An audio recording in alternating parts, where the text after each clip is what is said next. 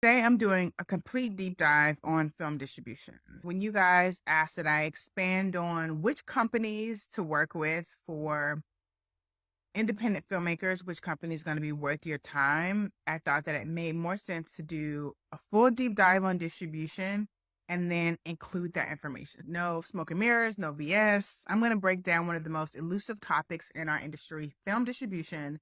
I will go over everything. So you're going to want to save this, come back so you can follow these steps. Film distribution is the mechanism that takes your physical products of your film to its audience. Duh, everybody knows that. But hopefully you have a specific audience in mind. I know it's one of the most annoying questions. Who is the audience for your movie? Everybody. It's not the audience for your movie. So hopefully you have a specific audience in mind. Your distribution is going to turn out so much better that way. So the intellectual property, that's the story in your mind that created the amazing world of your film, or that interesting, complex character, that's your intellectual property. And you have ownership over those ideas. And that's what you're buying and selling. You can choose to sell, which is an exchange that is permanent, or a license or temporary. Most of my work takes place in development. How to get you to the most compelling version of your story. So by the time the project is made, the distribution landscape is open to you and you can make the best decision for your project because your project is the best.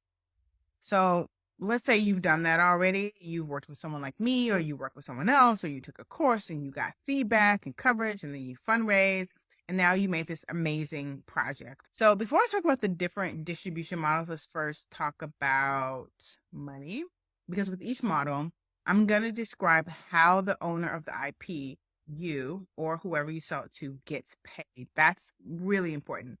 It's important because it helps you choose which model should be a part of your windows, or if you're working with a distributor, how they are getting paid, which if your profit sharing impacts your bottom line.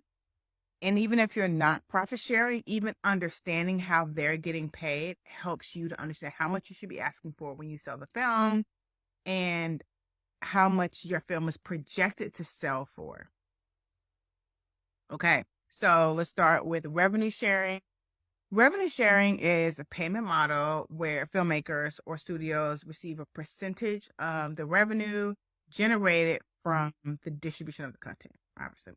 This percentage is typically agreed upon in advance and can vary depending on the distribution channel and the platform. So, for example, a major studio traditionally makes around 60 to 70% of ticket prices at theater, so a traditional movie theater, which is the lion's share, leaving the theater to gain profit mostly in the concessions, which is why concessions are so expensive. So that's just good to keep in mind in terms of how the studios have negotiated their own profit. There's also advance payment. An advance payment is a one-time payment made to filmmakers or studios by distributors or platforms as part of the distribution agreement.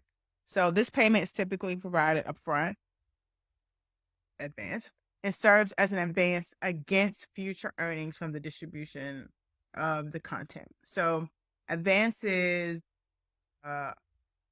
obviously it's money that you get paid up front based off of how we think the film is going to do. And advances are often recouped from future revenue generated by the film, such as box office, DVD sales, streaming royalties, all of that's projected ahead of time, and you can get an advance payment potentially. There's also the licensing fee, and the licensing fee is a payment made to filmmakers or studios in exchange for granting rights to distribute the content through a specific channel or platform. So remember, it's that piece of time. And this fee can vary based on different factors, such as the exclusivity of the rights, how exclusive is the deal.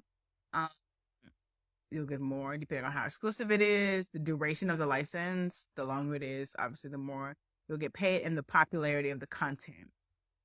So the licensing fee can be structured as a one-time payment or recurring royalties based on the usage or the viewership metrics. But from what I know, usually it's a one-time fee. I have not seen a lot of situations, perhaps unless you're an extremely accomplished filmmaker, where those royalties are based on usage and viewership metrics. Maybe things, no, actually, I know that they've gotten worse. So it's rare, but I know it exists.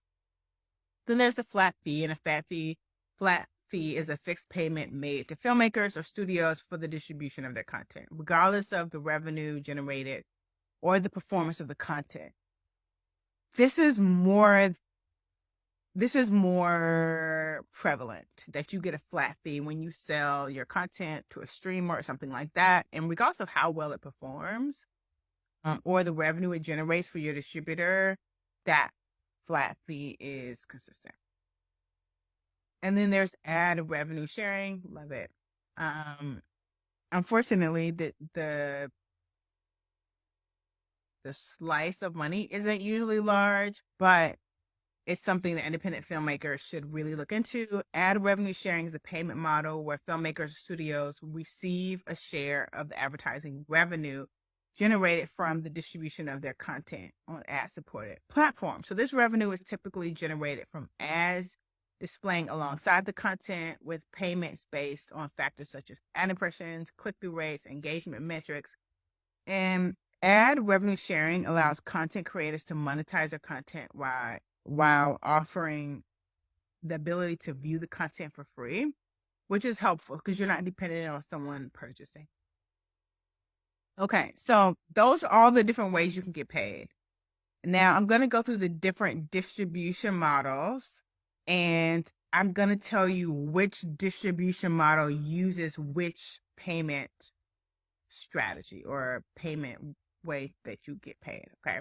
So the first and the big one that we all know and is one of the big traditional models, and that's theatrical distribution. And theatrical distribution involves releasing a film in movie theaters for public viewing, selling tickets per person. So this model allows audiences to experience the film on a big screen, huge experience, communal experience, and it's typically the first distribution window in a major release. The theatrical distribution often involves partnerships with theater chains. They've already negotiated those deals like before you even went in for the meeting. So those relationships is what keeps it going. And then this can be wide to all major theaters or limited release, which is just usually major US cities, depending on, again, what the film is projected to do in the marketplace will decide whether your distributor, especially if it's a major studio, will decide to go wide to every theater in America or to limited theaters, LA, San Francisco, New York, Dallas, whatever. Okay, so this distribution model utilizes revenue sharing. Filmmakers and studios receive a percentage of the box office and ticket sales. So remember, the studio usually gets 40 to 60% of that ticket sale. And they can, if they are doing revenue sharing with you, if that's part of your deal, split that with you and however you negotiate it. The exact percentage can be based on negotiations. Your entertainment attorney will negotiate that, and then the terms of the distribution deal. In this distribution model, there's also advance payment, which is more typical in this situation. And then some distribution agreements may include upfront payment or advance against earnings. So we talked about that, which is recouped from box office before profit sharing begins. So to just break that down a little bit, how that works is you make a movie with a major studio. You sell your rights ahead of time. So you get that upfront payment, which is different from your fee on the movie. And that money is recouped back to the studio from the box office revenues before profit sharing begins.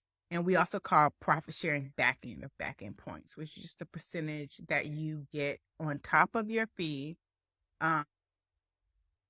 that you're sharing with the studio.